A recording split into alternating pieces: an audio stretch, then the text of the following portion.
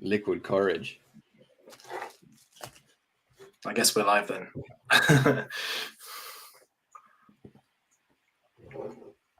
Cool. So was Great Reset. Yeah, I suppose you can. I don't know. I suppose just to kind of give an overhead is like we're kind of late to this, but I feel like that's almost to our benefit because we're not going to fall foul of like the short term. Because it does seem like a very 2020 thing now, doesn't it? Yeah. Well, the thing that the idea came to me when I read Dugan's book, The Great Reset, versus The Great Awakening. So, and he's kind of analyzing that whole 2020 period of the lockdowns and the re-election of Joe Biden. So I think maybe historically that like 2020 will be seen as like 100 years from now, like 2020 will be kind of one of those turning point years where historians will go, yeah, something went bad that year. Right. Well, that's interesting though. But will they see it as something went bad? Because all this Great Reset stuff seems to be as if it's sort of like an opportunity for something. Yeah. Well, that's almost the theme of Dugan's book. He's kind of saying this is an opportunity for an awakening, and then the other side is saying this is an opportunity for doubling down on all the crazy shit. So yeah. So yeah, you've got a really good review on your channel that goes into depth on Dugan's book. But just kind of for an idiot like me, basically, what is his like central thesis, and what is there really to take away from it? Like, and also, is it worth like me reading it? Like, would you suggest it as a read? It's someone who's never read any Dugan, for example. Well, first of all, it's the only book I could get on Amazon, like in print of his. I don't know why this book is available and all the others aren't. I would have thought, given the war and everything, that anything he's written in the past few years would have been more controversial. But I don't know. But his book, yeah. So it's available to get, and it's a short book. Like, so if you're worried about time, it consuming too much of your time, like you can probably finish it in like 1 or 2 sittings. It's like 50 pages, and then there's like maybe like 20 pages of an interview he did with a German magazine after that. So that's weird. Yeah, it's a weird book, like, but it's so basically an interesting. Sorry, just to jump in here. Yeah, go ahead. I understand you have to go through some alternate to Amazon channels to get his books generally in the West. But so this book, is it actually put out by him? Is it like official, or is it just like someone's grabbed this interview and put it together with something else? I think it's Arctos. Do you know Arctos? Okay, publisher? Yeah, that makes sense. I think. You want me to grab it? Because I might pull a quote from it or something. So I'm just going to grab the copy because isn't it around? Yeah.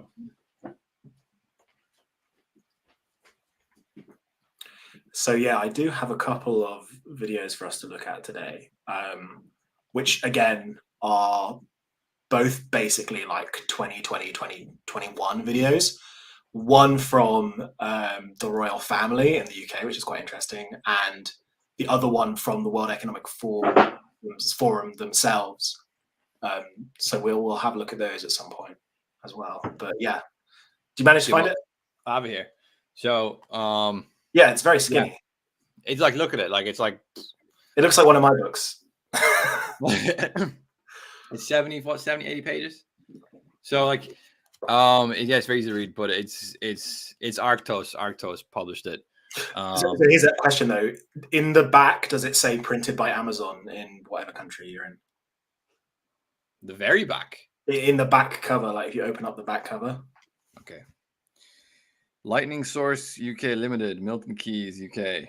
No, that doesn't sound okay. I was just wondering if it was one of the Amazon publishing things or not, but no, I don't think so. I think it's just Arctos, who are probably based in London somewhere. Editing Constantine.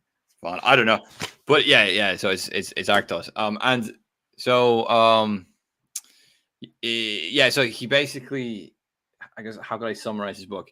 He basically posits the great, like 2020, the election of Biden, which he suggests he think was rigged and all that. So but so it is a little bit conspiratorial. That was something you skated around in your review a bit. Sorry.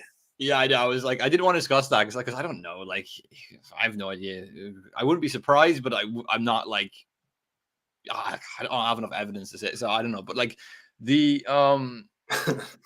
main thing is like 2020 was like a moment of like reassertion from the technocratic kind of neoliberal establishment, the kind of against both populism on one level domestically and kind of more aggressive foreign policy away from Trump, because Trump was less aggressive with his foreign policy geopolitically. So those are kind of like two reactions basically to the gradual undermining of their power over the past probably a few decades, but in particular the past 10 years.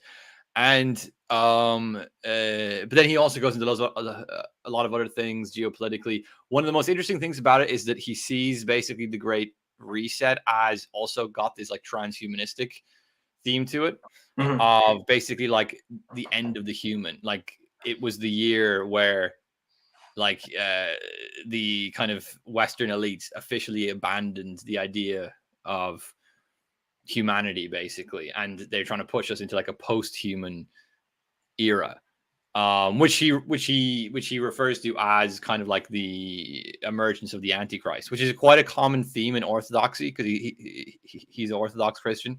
So there's that element to it as well, which maybe we can go into as well. But that's the whole general kind of setup, I suppose. Yeah, it's weird because like all of that kind of makes sense until you get to the Antichrist stuff, and I think that's what puts a lot of people off of this sort of stuff. Yeah, yeah. I'm sympathetic for it because I think that sometimes our secularized language is too milk toast to really, like hammer home how catastrophic, for example, the use of kind of transhumanistic technologies could be. So like I'm kind of sympathetic towards the language of it, but yeah, like as someone who isn't like a practicing religious person, I can still read that and go fucking like I'm not really put off by it. I'm kind of it's almost refreshing because I think a lot of the people that I read about this stuff are still more in the establishment. They're more trying to be like respectable. So they're not going to use kind of bombastic terminology. But Dugan's basically like, I mean, you couldn't be more cancelled than Dugan. So like he's like, fuck it, I'll say anything. As someone who's a bit of a sucker for like archetypal language, yeah, the sort of Antichrist stuff gets me. But I find that when I try and talk to someone else about this, like especially someone who's maybe a bit more of a normie, I find myself having to get rid of that sort of language because it does sort of induce a lot of eye rolls, basically. I'm sympathetic towards it, though, in one kind of philosophical regard, which is that he thinks, and I agree with this, that what's happening in the West at the moment is like nominalism, which means roughly there are no things, or there's no universals, or there's no ideas. Like there's no such thing as justice. That's just a concept. There's not even really like a chair. It's just a collection of matter, which is shaped like a chair. Right. That sounds a lot like what people might call postmodernism as well. I don't know if there's a connection. Yeah, it's definitely like the cousin of, I think, like positivism on one level, kind of scientific positivism. Yes. And it's also maybe the cousin of postmodernism in the sense that like there's no truth and everything's constructed and so on. So but I think it's quite a good grounding for what's going on, because if you push this far enough, there are no gender roles, there's no mother, there's no father, there's no hierarchy. Everything's a construct, everything's relative. And then if you push this far enough, you basically get, well, there's no humans either, it's just a construct. So so that kind of leads us into the post-human era, and I think that he might be onto something there in that regard. I do think that like we viciously attacked the idea that there is such a thing as anything. This kind of plastic virtualized reality that we live in, where everything can be chosen and selected. I think it's fair to say a lot of this stuff has a sort of transhumanist flavor. I mean, whether that is the fact that the COVID stuff is, it's blamed on the fact that we're biological beings, we're kind of, that's one of our main vulnerabilities is actual pathogens. And then it's got a weird sort of, obviously one of the things that's become very prevalent is the trans ideology, which is almost like transhuman in its respect in the respect that it's in a Soviet kind of way. It says, "Oh, you can just remake man." Yeah, yeah. It seems like all of this stuff, you know, I mean, the connection isn't so obvious between the trans stuff and whatever, but lots of this has that sort of flavor to it, like that this is a, like, currently we're in a fallen state and we need to somehow overcome this. And that's got a very kind of anti-Christ sort of vibe to it as well, I think. Yeah, there's definitely a lot of eschatology to his thinking.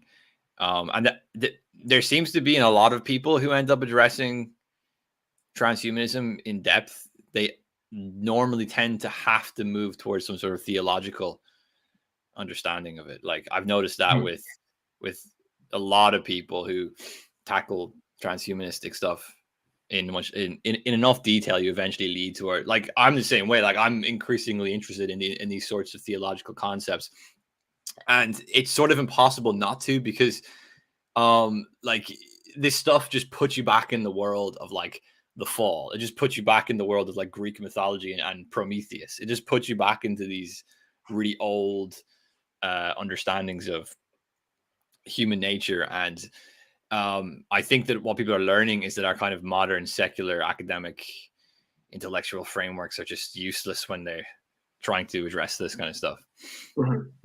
It's one of the cases for philosophy being a lot more important than it's given credit for. I think a lot of that stuff's hand waved away. It's like, well, if we can improve someone's life by giving them a prosthetic limb or something, or if someone feels that they are body dysmorphic in some way, then there's no like scientific reason not to go along with whatever sort of things they want to do to their body, right? Yeah. It's like, if we can alleviate someone's suffering, if we can help them, we have to do it. Right. I think right. that's not even like respecting the fact that people often don't even know what they want, right? But, well, do you know, I saw a tweet the other day that I just retweeted with the word nightmare over it. I tried to come up with something clever to say and I couldn't. I just said nightmare, and it was basically somebody describing like something like, in the future we'll have so much audio and visual recordings of people who are alive that when they're dead we can just like animate them virtually, and yeah. they can just like live in our house. And I just thought, like, that's like a great premise to like a horror film or something. You know what I mean? Like, yeah, I mean, you can describe it in the way that the person put forward there. Like, it's supposed to be emancipatory in the fact that it sort of, in a way, gets rid of death. But again, this is why the archetypal language is actually very important about the way we think about it. Because another way you can think about that is that you've essentially got a dancing corpse for entertainment. Yeah, it's horrible. It's like in a way it is, but it depends how you look at it, right? Like, these are actually important questions. Well, the funny thing is that in that instance, anyway, like the person isn't alive; they're dead. Like, we're doing nothing to help the dead person. We're doing something to help the alive people who don't like the idea of death. You know, Yeah. So it's got this kind of therapeutic logic to it, where it's like, well, if we can make people feel better, then why not? And I think I remember a while ago seeing some documentary or something where they got old people and they were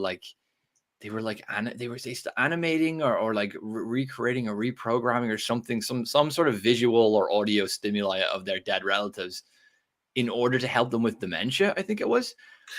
Yeah, it was kind of dystopian because they were just like, it's not real, and some of them didn't understand that it wasn't real, and I thought it was a bit weird. So,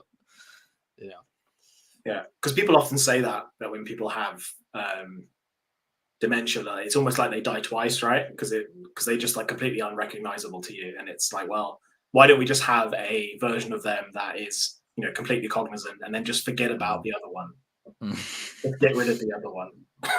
That's broken. Yeah. But you can see how this technology just like, you can see how this technology does bring us into the level of like monstrosity, and I'm kind of sympathetic a little bit towards Dugan in that regard.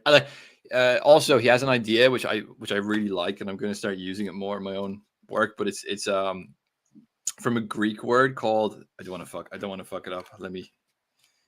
I can't find the page. I think it's katakon, and it means that which withholds. So it's used in the theological context of like stopping the full manifestation of the Antichrist into the world. Okay.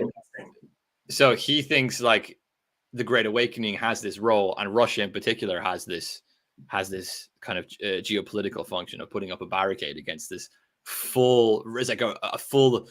And again, it kind of fits the theme of animation, like animating dead people into these dancing zombies. Like we're animating the Antichrist, like we're manifesting him, you know. Mm-hmm. And he's saying, no, we have to stop this. So, you know, like there's something to that again. You know, there's something I'm sympathetic towards there. I do even in my own work, like I kind of think to myself, yeah, like God, like the horrors these sorts of technologies could unleash. There does need to be a sort of like almost biblical level intervention, maybe into something, to stopping something manifesting. Yeah.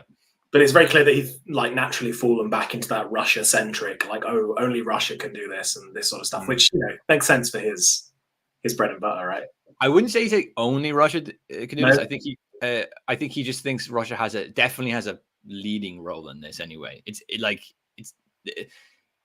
maybe even like a kind of imperial role even. Mm-hmm. Mm-hmm. So there's, you know, it's not only, but it's definitely like Russia centric. It is Russia centric. Yeah. So I've got a couple of videos. I thought it'd be interesting to like actually get what this Great Reset thing is from the horse's mouth. So I have one which is from the WEF themselves. And the other one, this is really interesting. I found just like doing some research on this, that the first person to actually kind of mention this Great Reset was actually our now glorious King Charles. Prince Charles.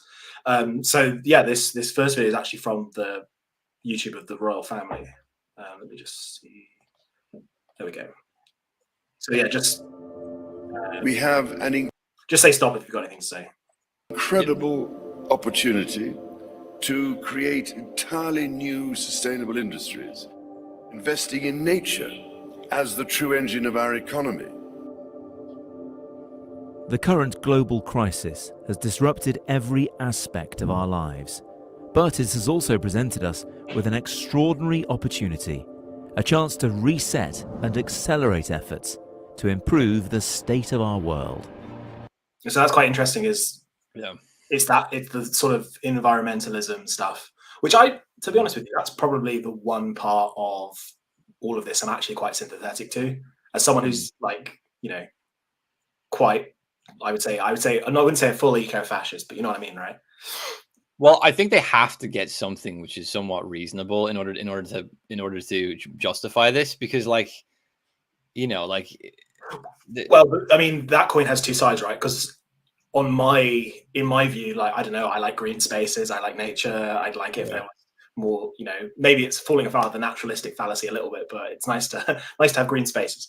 But then the other side of that is that, oh, now we need to have restrictions on economic activity so that we can, you know, meet some sort of quota. And I think that the issue with that is very much like the top-down things that would happen for medical reasons when it comes to COVID, is those top-down reasons are not usually always well thought out or actually correct.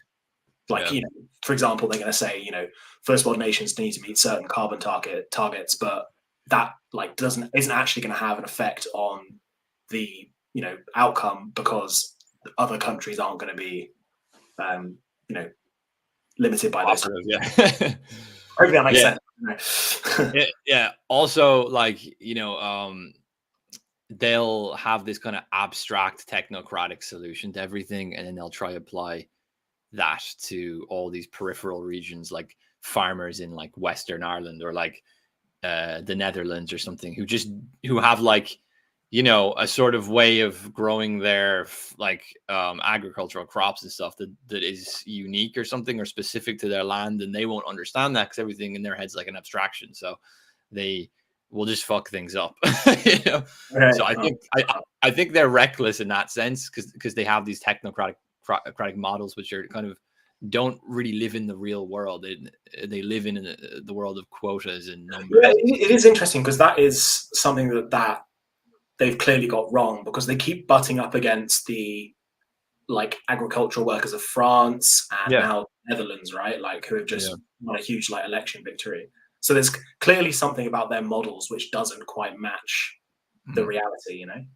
And then instead of saying, "Oh, like okay, our models don't really work," they just go, "These people are fascists." They double down and start locking out bank accounts and stuff. Yeah. Oh God, yeah. Dark stuff. Changing our current trajectory will require bold and imaginative action, together with determination and decisive leadership. In order to secure our future and to prosper, we need to evolve our economic model, putting people and planet at the heart of global value creation. If there is one critical lesson we have to learn from this crisis, we need to put nature... Sorry, I had my finger off the pause then. I just want to comment on the sudden musical introduction of some sort of clarinet or something there, because it was just like it got kind of comical for a second. It was first like yeah, like the clown music for Clown World. Yeah, clown music. Yeah. Like I was getting like James Bond vibes with all the overhead shots. Kind of Daniel but maybe Craig me just having my head too much in, like, you know, oh wow, this is just like the latest film I saw, you know. Well, there is something to James Bond which is a bit like, you know, kind of this kind of weird form of imperialism, like savvy ecologically aware imperialism or something. Like there's lots of clips of James Bond like driving through like beautiful cliffs in Italy, or you know, some desert in the Middle East, and everything always looks very, very spacious and nice. So yeah, there's something to that.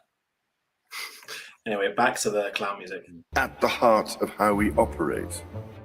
We are on the verge of catalytic breakthroughs You're right, that will alter our view of what is possible and profitable within the framework of a sustainable future. We need nothing short of a paradigm shift, one that inspires action at revolutionary levels and pace. We simply cannot waste any more time. The only limit is our willingness to act.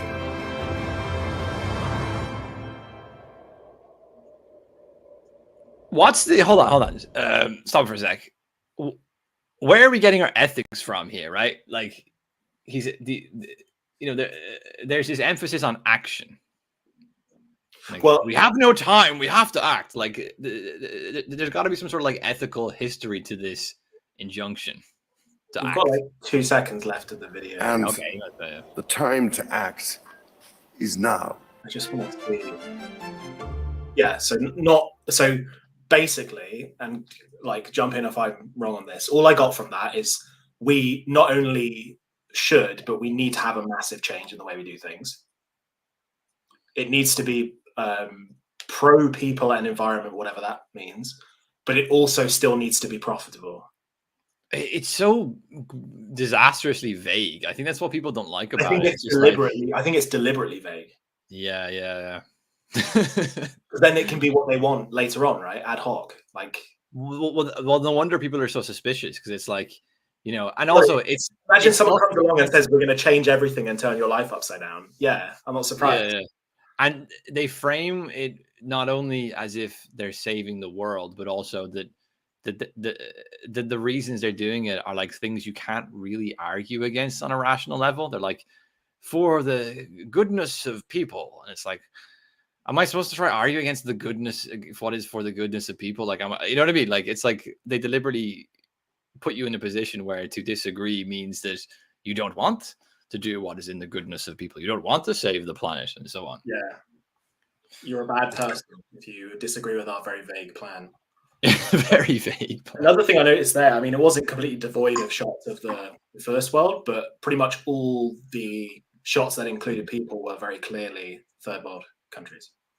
Well, I've also noticed that. Just saying, wonder why. I've also noted that a lot of these clips, I think we watched one last time with, or not last time, like a few weeks ago, with people who had like body shock, not body shock. Yeah. The people who had like loads of tattoos. Yeah. They put on the circus music as soon as those people came on the screen, and they also in this clip put on the circus music as soon as they see a third world like African farmer. You know, I'm not sure if that was intentional, but yeah, that clarinet had a very clownish feel to it. Yeah, it kind of reminds me a little bit of. Have you seen Zizek's critique of the Titanic? And he says, you know, the way you have like a rich girl and like a working class guy. In this kind of romantic love story, and he says that like all the scenes of the working class people are like these like comically bourgeois stereotypes of it's like very like, oh, look how salt of the earth these people are, isn't it great? Yeah, like they're all dancing on tables like they're hobbits and Lord of the Rings or something. You know? Dive in and doing all it's the same thing. It's just like completely out of touch people. Like it's that's from A Pervert's Guide to Ideology, right? Is that the thing? One of those. I think he's got one on cinema as well. It's one of those. Okay, cool. So do we want to watch? Yeah, so this is what is the Great Reset from like the WEF themselves in 2021. I think both of these were 2021. So let's see. The pandemic has radically changed the world as we know it, and the actions we take today as we work to recover will define our generation. Now is the time to think what history. This is more like Jason Bourne than James Bond. Yeah, there's a lot going on. More like fast paced. Do you think we're going to get anything less vague though than what the Wonderful King was saying? I have a feeling they're going to be more specific in this, at least visually, if not rhetorically. Okay, let's see. This crisis. 2020 has been challenging on a lot of levels, as economic, environmental and societal frailties have been laid bare. But it's also proved that when we need to, we can act rapidly and restructure our lives. The recovery from the pandemic is an opportunity. We can see rays of hope in the form of a vaccine, but there is no vaccine for the planet. Nature needs a bailout. Did you notice that when they said act rapidly, they show people putting masks on? Yes. There's a kind of ideological trend I see in this stuff, which is like they give us like this kind of like world.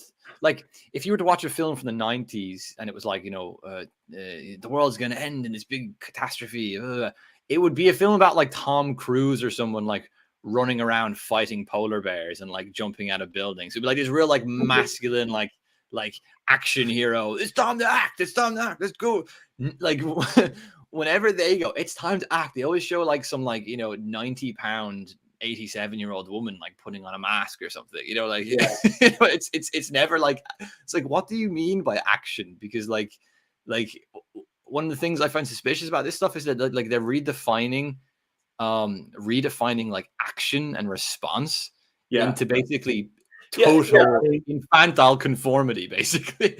Yeah, it's not just conformity, it's also, like you said, like something that's traditionally heroic is like an active thing and maybe traditionally speaking quite masculine like set of activities. But the very virtuous thing to do during this time period was, you know, it was actually, and people were like bragging about this sort of stuff, where it was very virtuous to stay in at night and order like Uber Eats, right? Yeah. That was a very heroic and virtuous thing to do. Yeah, and be like really neurotic about germs and things, like, you know. That was... like fear became a virtue, right? That's a very, lots of people have said that. It's a very obvious thing, right? Yeah. Let's see what else they've got to say here. You don't want to go back to the status quo that you had before simply because it was the status quo that got us here. With everything falling apart, we can reshape the world. That's interesting to say that what the status quo was before is what got us in that mess. Yeah. Because I'm not sure that that's true. Necessarily true. Like, I mean, obviously, like no one cares now because it's yesterday's news, but it's become very clear that it very much was because of like scientific research being done in China, right? Yeah, and like that's probably the biggest element of the status quo, which these people want to keep. Like they're kind of using this as like an excuse. We need more weird research. Like, you know? Yeah. It's very, very strange because this was made in 2021, but it doesn't even like stand to reason that was the reason why. And also like they're visually associating change with them destroying a building, which is kind of intense. You know? Yeah, I mean that is the thing being said through a loudspeaker in these videos is change, right? Yeah, but very Like destructive. all the other little stuff you can pick up on the environmentalism, the eco-fascism, whatever. But yeah, the very obvious thing is that things are going to change, and not just change as they did in 2020, but change even more than that, to the extent of the building being demolished. Yeah, that's the messaging. It's pretty intense messaging. Yeah. Before, ways that better address so many of the challenges we face. And that's why so many are calling for a great reset. A great reset? Wait. That's another thing they keep doing. And this, like, so many are calling for a great reset. Like, who asked for this? Yeah, like, who is so many? Is this something I kind of agree with the elite theorists on, is that lots of these, like, changes aren't, like, bottom-up changes. And I think that pretty much all changes from history really aren't genuinely from the bottom up. Like, this is a very top-down seismic shift that's going on, right? Yeah, I mean, like, I agree with that more or less. I do think, though, there's more, especially in democratic countries. I know people say, well, what's democracy anyway? But like, I do think there's a sort of, it's top down, but there's a very different sort of relationship that they need between the bottom and the top. There's a sort of kind of, as Chomsky would say, kind of manufacturing of consent rather than a just do this because I said so kind of thing. If that makes sense. And like, this would make sense in terms of this ad, because they're saying this is a crisis, and like, we're inviting you to help us, and you know, like, there's a kind of invitation, call to action, as they call it in marketing, which is going on here as well. Yeah, I feel like the bottom of the mechanism you're talking about as well is a very, like, they're usually like the petty bourgeois, I think, in Western countries. And they generally just go along with whatever BBC is telling them, right? Yeah. Like, when I say bottom, I don't necessarily mean like yeah. I agree. The real bottom, but just like the kind of upper bottom. That makes sense. Yeah, I think that's who they're I think that's who this is for, basically. It's the petty bourgeois of the Western world, I think. That sounds more like buzzword bingo masking some nefarious plan for world domination. This kind of slogan hasn't gone down well. He's actually referencing the fact that people think it's a plan for world domination. Very meta. Yeah. What does the Dugan book say about all of that stuff? Like, saying that, Klaus Schwab's going to be sitting on an intergalactic throne and ruling like Emperor Palpatine from Star Wars. Like, that's obviously like the straw man for the conspiracy side, right? Yeah, like, he doesn't really frame it like that, and he even says in one part that the conspiracy theories about this stuff are sort of I think he calls them infantile. They're kind of infantile responses to the situation, but they intuitively do grasp that something kind of terrible is happening, but they're kind of infantile. And I would definitely agree with that. So he doesn't frame it in this like way. Like, he I think he got the term Great Awakening from Alex Jones, but he doesn't think, like, it's not like an Alex Jones book at all, you know. So well, I also think that, I mean, someone like Alex Jones is like, if you really look at what he says, he's probably going to say, like, it's Klaus Schwab seems like a Bond villain. You know, he seems like kind of an evil guy, if you would take the like caricature of what he is. But I don't think anyone genuinely thinks that the straw man case, you know. yeah, I think that's something that, and that's why it's in this messaging from the WF themselves, is because that's actually their antidote to the critiques of it. I think is to say, like, critique it, then you're like an idiot who thinks that Klaus Schwab is the next Bond villain, but in real life. Well, I think they kind of deliberately stir up the conspiracy theorists because it acts as like a kind of, you know, like, so for example, Klaus Schwab did a talk about, like, was it Klaus Schwab? I think it was Klaus Schwab, because he's German. Yeah. About the EU developing more microchips for computers in the EU and not relying on countries like China, which is a pretty fucking smart thing to do, right? Right. And they had this big conference over it, and Klaus Schwab said in the middle of it, he started talking about brain chips. like putting chips in brains, and it was completely out of context. And you could even see the woman that was interviewing him kind of looked at him and was like, like, and it was like, and like, I'm pretty sure he deliberately like does this because he thinks this will make a few headlines, and then we'll have these conspiracy theorists that will be like, oh, you want to stick chips in people's brains. So you kind of have this group of people that act a bit silly. That then you can, but like anti-vaxxer, for example, then you can associate people that have like you can associate like, you know, a Harvard professor of virology who doesn't agree with the vaccine rollout as being an anti-vaxxer, because you already have this group of people, you know, that you've basically created almost like you kind of instigated their suspicion into existence, like, you know. Yeah, I think the useful idiots are very, very useful for people like this, basically. Yeah. But all we really want to say is that we all have an opportunity to build a better world. That's so interesting. They have did you see that reference? Do it again. The glasses there was. But all we really want to say. What's the film with the obey and the glasses? Oh, They Live. They Live, yeah. That's so interesting that they've got that actual reference in here. Yeah. Yeah. Kind of clever, like how they're, you know, aren't these people so stupid for thinking it's like this? It's very clever. I kind of, yeah. But like they're kind of setting up this idea of like, we know better kind of thing. You know what I mean? Yeah, so it's not like we're the authorities and you're going to do this, and you can think we're doing this, but we're not. We're doing this, so go away. It's kind of like they're giving people this idea, almost like the status quo inside knowledge, where it's like the idiots think that this is some master plan, but wink, wink, you know, we're great. You know, like they're kind of using that conspiratorial mindset, like to promote themselves in a weird way, if that makes sense. It's strange. It's strange. Is that we all have an opportunity to build a better world. And it's not surprising that people who've been disenfranchised by a broken system and pushed even further by the pandemic will suspect global leaders of conspiracy. But the world's not that simple. Every one of us has differing priorities, values, and ideas. That's part of why solutions are so hard to come by, and why we all need to be involved in the decision making. Because that is fascinating that they're taking that tact, because these people do exclude some opinions from the decision making. Oh, absolutely. They don't do that. What?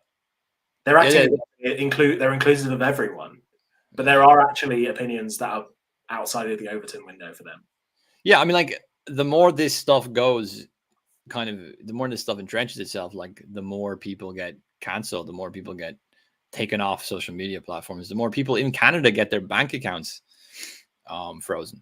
Exactly, yeah. And it's very, even though they're showing clips of, you know, different political opinions, basically, it's very clear that it's a very interesting messaging. Let's see where they go with it. Whether it's politicians, CEOs, academics, activists, Greta, or you, we're all about getting people together.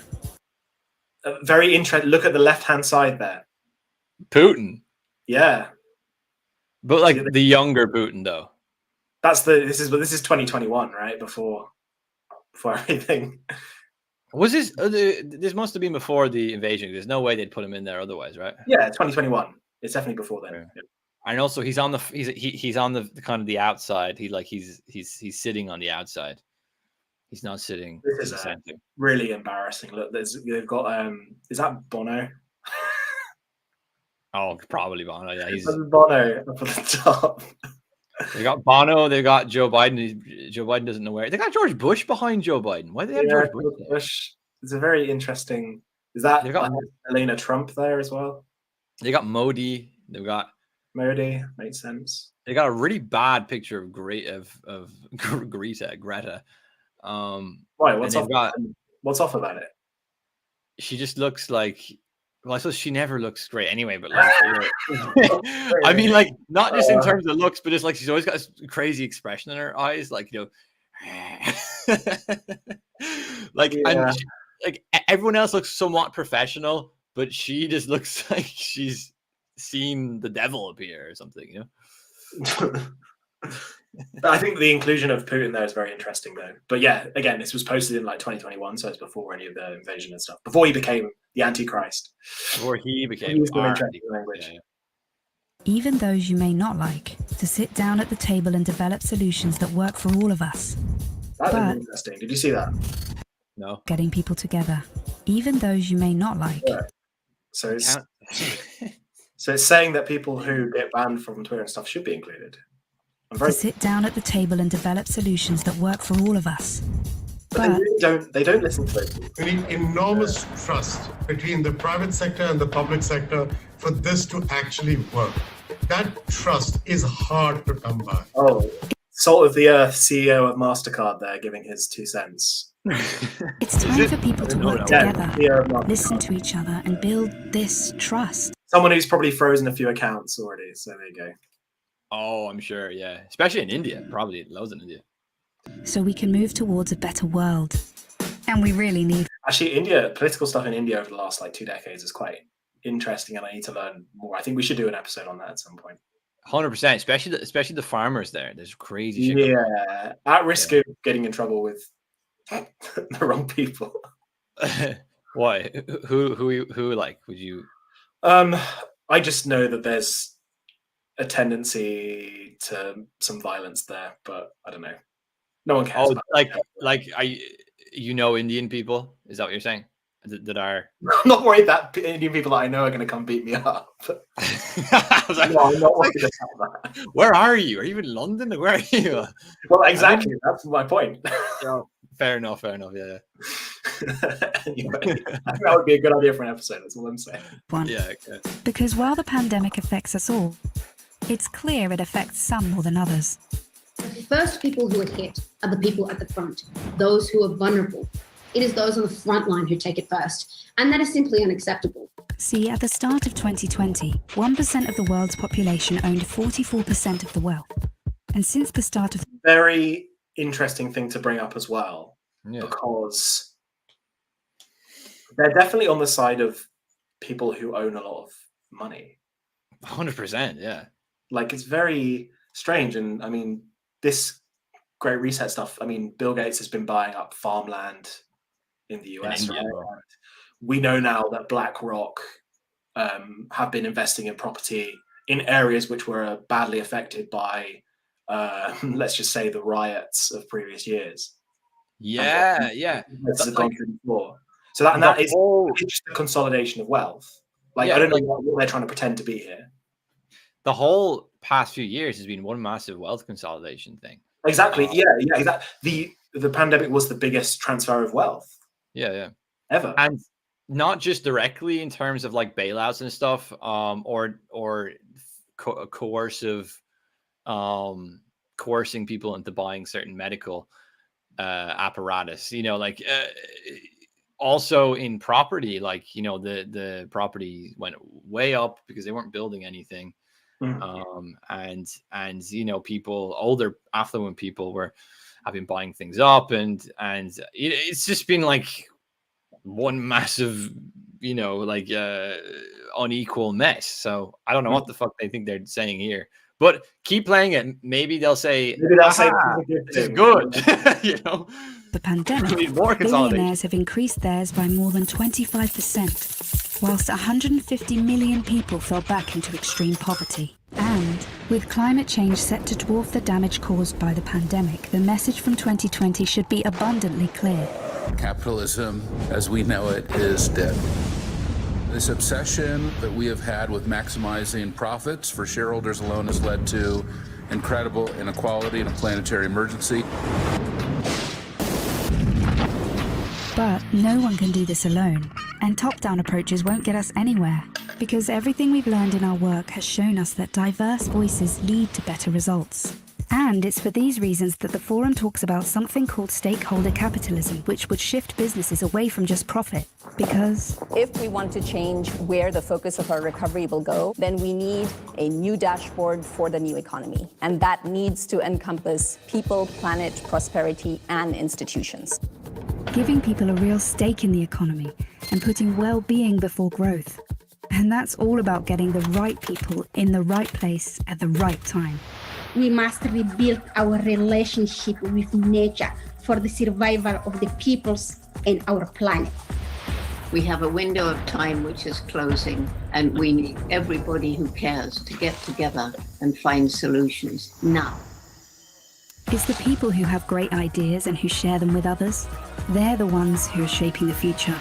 So if you want to be a part of the change, then tune in, turn on, and get involved. Follow the Davos agenda.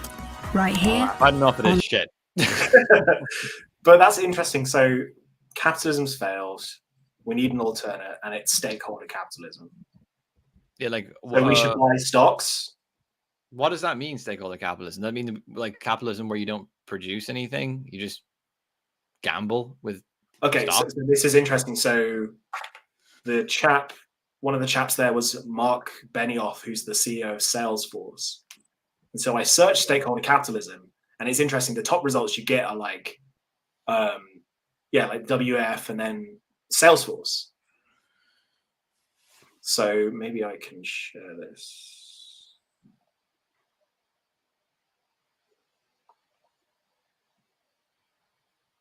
But like, what would be the definition? What would be like the difference, like in simple terms, between regular old capitalism? Let's try and ask Salesforce then. So, business for the world's greatest platform for change. I don't know. Am I going to get a good definition? So this is the chap that was in the video. Mark Benioff. He was the guy in the video. Oh, the guy was like, capitalism bad. No, he's definitely not Indian. I wasn't trying to do Indian. I was trying to do like, I don't know, wherever he's from, fucking Montenegro or somewhere. I don't know where he's from. So a new capitalism, fair, equal, sustainable capitalism. But what is it? A system in which corporate purpose is based on a fundamental commitment to all stakeholders, customers, employees, partners, communities, and planets. It sounds... This is like more like just vague shit. Yeah, like, it's really fluff to me. Our progress, 508 million in grants. Like my intuitive response, and like economics isn't my like strong point, so this is very just intuitive, but is that they're somehow trying to like create a system where it's more who's on the inside and who's on the outside, rather than like there is something quite kind of inclusive in like about. Well, okay, no, there's something that's exclusive about capitalism in general, because like who you have money or you don't have money, but that I feel like they want to go away from that more traditional you have money or you don't have money sort of inside and outside, and try to reformulate more to that. Like it's still going to be you have money, you don't have money. Like I'm not saying they're going to be like full on communists or something, but there's going to be more insides and outsides. I think in order to try to get the whole oligarchic strata on board with everything they do. So, for example, the ESG stuff, I don't know if you've heard about that, but yes, which is fast. That would be another one to do an episode on, I think. Yeah, and I think like I don't know enough about it, but it's basically just like I think like they have like kind of almost like social credit scores, but for companies or something, right? Mm-hmm. And that would determine your ability to, I presume, get loans from banks and like, and have access to this market or have access to that market. It's kind of globalized, like more micromanaged global capitalism, I suppose you could call it. Yeah, it does seem like a lot of fluff, though. But yeah, one thing I also found quite interesting just by doing some reading on this was, let me just see if I can find the right one. Just like it's a pretty normie kind of website, but I don't know if you've ever seen Full Fact. It's just one of these like a fact check, yeah.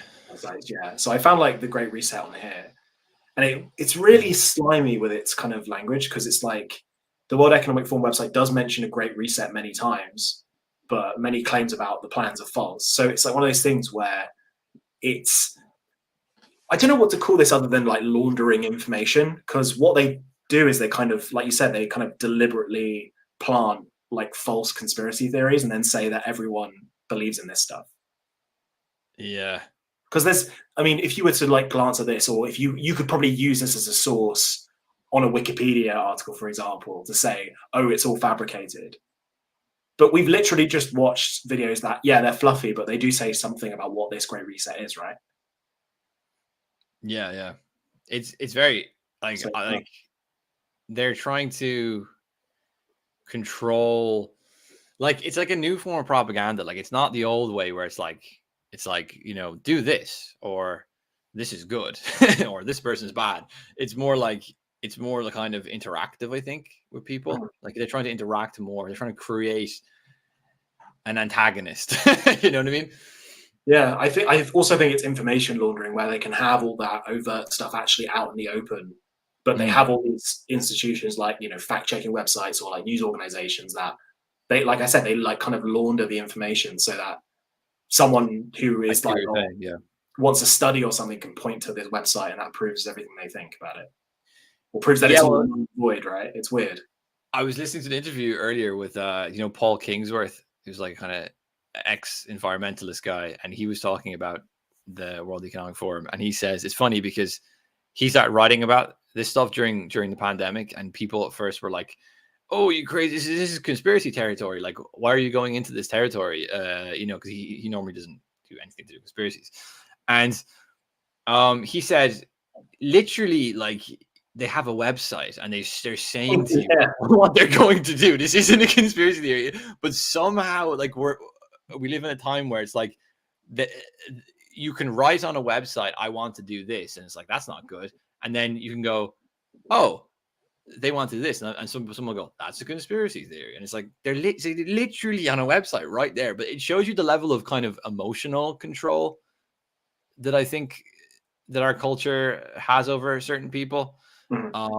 It's not like you no longer necessarily need, and I think this is also a reaction to people like Julian Assange and like the internet, where it's like, shit, we can't hide information anymore. These people are coming up with mechanisms to like leak information we don't want anymore. So it's like, okay, well, how do we control what people know, even though they have access to the information? It's like, what if you kind of associate that knowledge with something icky or someone icky or something bad?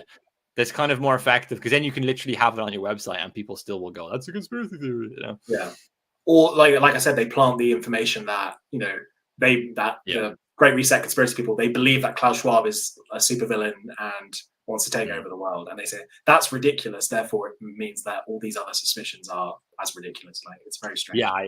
That's definitely part of it too. Cool. So that's like the videos and stuff I had. I'm not sure what the takeaway from it is. I mean, I don't think we've really learned a lot. Yeah. We've learned that the Great Reset is going to be a big change, and we've learned that it's got something to do with the environment and something to do with the shift of, like, something to do with like getting rid of capitalism, I guess. Well, I think going back to like the Dugan point he's making about he's trying to ground the 2020 year as some sort of significant shift, and I think that that's true. Like, I think that that's roughly true, and I think that the establishment, well, even if you think about it geopolitically, like things like the US petrodollar is coming to an end. There's these big mega shifts which are going on geopolitically. I don't think the technocrats and the neoliberals think that they can really sustain themselves into the future long term in like the world the way it would have been in like the 1990s or 2000s, where it's like you just have elections, and parties, because I think that they would just be pushed out for populist parties. I'm not saying populist parties would necessarily fix everything, but I definitely think that if it, without mass panic and without these new forms of kind of capitalism and without these new methods of control, and like kind of like intensified kind of emotional management of people and so on, I couldn't see many of the kind of technocratic neoliberal parties not just eventually just becoming extinct, like kind of historical entities and populists just take over. Right. So I guess in a way it's kind of like a backup for the current regime, right? Yeah, that's the way I think of it. It's the like US dollar really goes to shit and stuff, then they're going to have to do like a great reset, right? Surely. So yeah, because I mean, like it's a bit like if you're playing like a game, like you're playing like Monopoly or something with somebody, and they're like, you have your "Can we just start again? I'm not winning." Reset the game. Reset. Or if you're playing a video game, you're like, oh, I'm doing so badly, just restart the level. It's the same. I think it's the same kind of logic. So the WF is like a back pocket thing, and they get to flip the board at some point. I understand. Okay. That's what I'm like coming to think through this stuff, that it's a board flipping exercise. Because like some of the stuff is just insane, like they're doing recently, like just, you know, like I know this isn't all top down, and I know like a lot of this stuff responds to long-term social developments, long-term changes in technology, long-term breakdowns of family, long-term changes in communication forms, and there's all these different things which you know lead to certain social breakdowns and certain strange phenomena, which isn't just like top down, like, you know, implementation. But you will notice, for example, like the trans stuff, which is pretty obviously like an expression of like serious psychological breakdown within society on like a large scale. And you'll see them take this and like present it in like a Nike advert, or like all these corporations will like present this thing to you in this kind of really aggressive way, like, look at this thing and you have to like it, and so on. And I kind of do wonder if this is all an expression of like board flipping in a weird way, like we want to destroy everything because we're losing or something, you know. Because sorry, go on. I guess it kind of takes on like a reevaluation of values sort of vibe at that point, right? As well, because it seems like every single value is being questioned, and then, you know, when you end up in a society where all the values that have come previously are questioned and maybe even denigrated, then you have things like mental illness being put on a pedestal, basically. Yeah, and I think they've weaponized mental illness, to be honest with you. I think that they've almost created, like, the way, you know, like you'll go into a school with all this like re-education criteria about like educating children out of having prejudices, and you basically just confuse the crap out of them. And then later on you go, well, why are they confused? You know, so there's a kind of deliberate screwing of people. Yeah, or you like lock people in their homes for half a year and wonder why their mental health isn't very good. Yeah, like, why are you so crazy? You know? I saw a tweet Michael Millerman put out, like, I think it was yesterday, and he said, based guy. But yeah, like, absolutely based. Definitely one of the good guys. And he said something like, you know, the reason that the elite are destroying access to beauty, like everything that could be kind of inspiring or beautiful is being kind of denigrated or destroyed, is because there's something about beauty which gives you like hope or it gives you strength, and they're just trying to take that away from you, basically. And that would be an expression of board flipping, I think, you know? Yeah. Like, because there's something about like higher, like civilization and like higher culture and like power and all this stuff, which is quite like potentially quite inspiring and uplifting. And I feel like they no longer embody that, they no longer express that, and no one thinks they do. So they're kind of like, fuck you all. You know? Has been talked, like a couple of people recently, is that we have elites, but they're very like unimpressive. Yeah. They don't inspire anyone. No, I don't think so. Or they definitely inspire the wrong people. Yeah, but they inspire like mentally ill people. It's true. Well, no, there's those of mentally ill people who hate them as well. They're like, that's very divided. So I'm not gonna. Yeah, I count myself as one of them. Fair enough. Yeah. No, like they inspire people who are like maybe like I'm not sure. They inspire people who maybe are aspirational, but don't really care on the kind of ethical standard of that aspiration, if that makes any sense. Mm-hmm. Like they're not really like they're not really like, I want to be like if you're like if you care about the ethical standard of aspiration, you might look at like Napoleon or Plato or like someone like or Hume or like, but if you just want to climb a social ladder and you don't give a shit like what that ladder is grounded in and what the values is grounded in, you know what I mean? Like you just want to climb it. You just want cheap approval. I think those are the kinds of people I think that they appeal to, because they're kind of offering them like putting on the mask, like, it's like they're offering them really easy ways to like show that they're better than people and they're superior. Yeah. I think, a lot of these people, it wouldn't really matter what the elite looked like or what they wanted them to do. It's literally just a will to power thing. I don't think it really matters. Yeah. If these people were under some other dictatorship, it would be just the same. It doesn't really matter what the values are, No, yeah, exactly. And I think that's an expression of basically an elite who got there from not having any sort of value, like consistent values or for any sort of legitimate standards applied to them, which would be very much fitting with the whole Christopher Lasch like revolt of the elites, where he basically describes elites that no longer have any sort of like traditional social responsibility at all, or like rootedness in a community, or like kind of anything like that, or like, they don't educate themselves with the classics. They just are kind of these kind of very technocratic figures of managerial sort of ambition and so on. I think it's worth just to give the recommendation again. I do think it's worth for people to go listen to your review of the Dugin book, because I almost feel like I read it without reading it. I think that's one of the best things about it. It was such a small book that it was easy to describe in half an hour.